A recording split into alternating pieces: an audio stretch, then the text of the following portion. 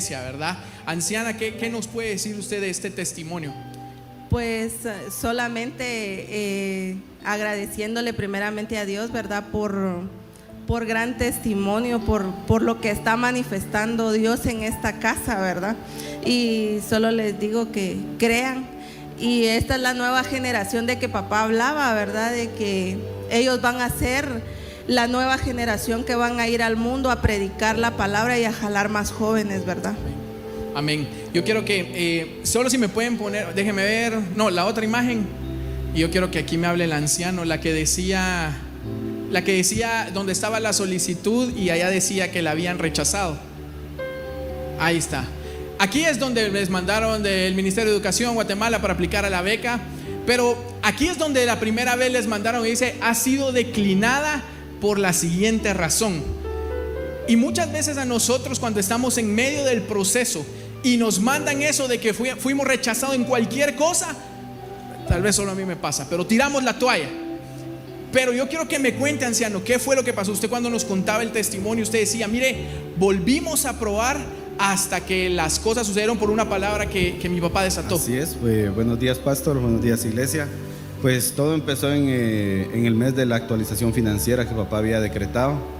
La verdad, teníamos como 5 meses de estar pasando cierta crisis económica.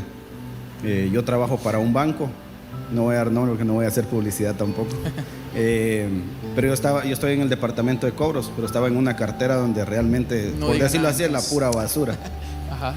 En verdad no se podía cobrar, no podía comisionar, solo tenía mi sueldo. Y de tanto ver que gente pasaba aquí al altar a hacer locuras, a dar testificar, yo le decía a mi esposa: no nos podemos quedar, no me puedo quedar, tenemos que hacer alguna locura también para poder alcanzar algo más.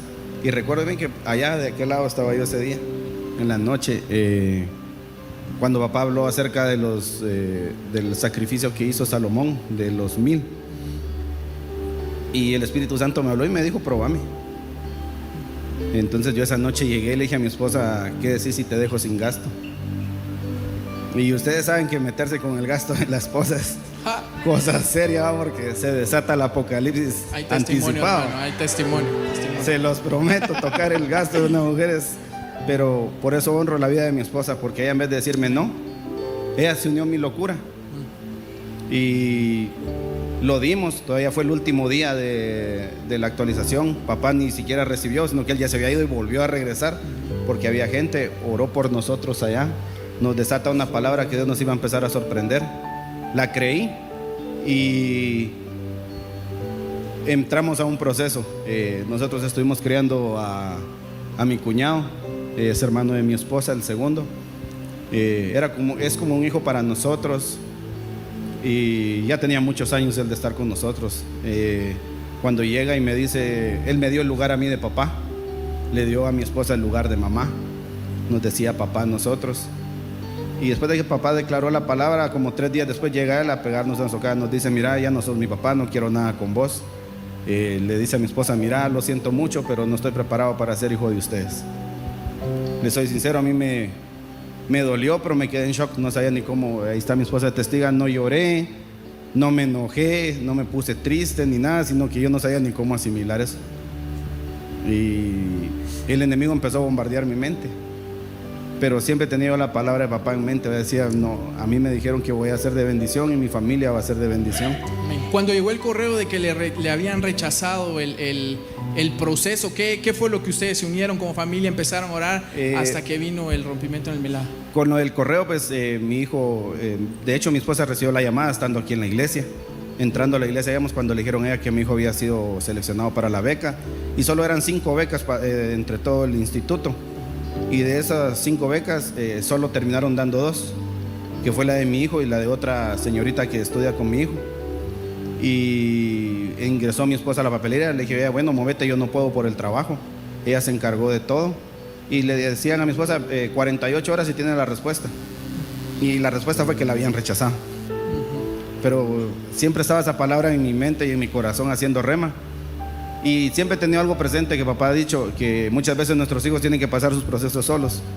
No lo iba a dejar solo, porque me acordaba de lo que papá hablaba del águila. Y dije: oh, Señor, es hora de empujarlo, pues, que él también pague un precio. para que él empiece desde pequeño a formarse y más adelante pues no le cueste, ¿verdad? No sepa ni cómo reaccionar. Y él me dijo: papá, ¿qué hago? Ore, pídale a Dios, declare la palabra, aunque mire ese correo, oye, ese correo yo no lo creo, le decía él, ese correo no es así. Y yo miraba el sacrificio, él se levantaba a las 4 de la mañana a orar. Nunca me levanté con él a orar, yo en mi cuarto yo lo escuchaba y me levantaba yo por mi lado a orar con él. Nunca me fui a parar a la par de él ni a rodear a la par. Dije: Señor, que él soporte esta carga también, decía, que la pase él, porque va a ser un logro de él, no mío. Y rechazaron la papelería. Días después mi esposa fue, ingresó a la papelería nuevamente, y el 16 le mandaron un correo a ella donde le decían que habían vuelto a recibir la papelería, y del 16 hasta el 31 mi hijo revisaba, porque nos había dicho 48 horas, nunca respondieron. Mi hijo revisaba su correo todos los días, yo lo miraba, a veces miraba la frustración en él, pero yo le decía: Señor, hay una palabra, hay una semilla sembrada y yo sé que no me vas a dejar. Y papá decretó las 3 noches de adoración. Pasó la primera, no sucedió nada. La segunda, nada. La tercera, antes de venirnos para la iglesia, mi hijo revisó el correo y me dijo: papá, no hay nada.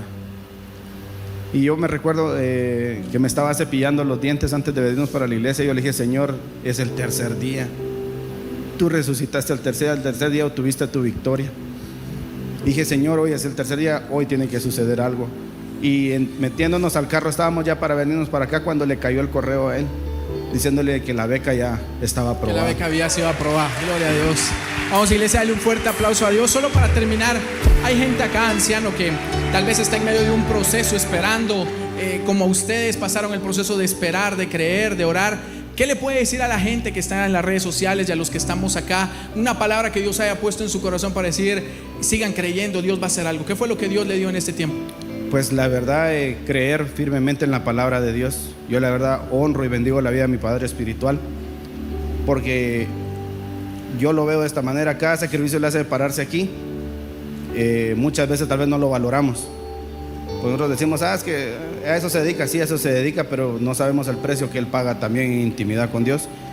Y es hora de que creamos la palabra, que no seamos incrédulos, que cuando él desate una palabra la creamos firmemente y creamos de que Dios lo va a hacer. Y algo que les puedo decir: no esperen que venga de un solo, los van a socar. Se los prometo, así como pasó conmigo. Me dolió, pero en medio de todo eso Dios trajo un consuelo a nuestras vidas, porque mi hijo fue becado, algo que jamás ha ocurrido ni en la familia de mi esposa ni en la mía. Está ocurriendo en la generación de mi esposa y la mía. Entonces sigan creyendo que Dios no tarda, Él siempre llega en el momento adecuado. Amén. Muchas gracias, anciano. Gracias, pastor. Denle un fuerte aplauso a Dios. Iglesia, póngase de pie.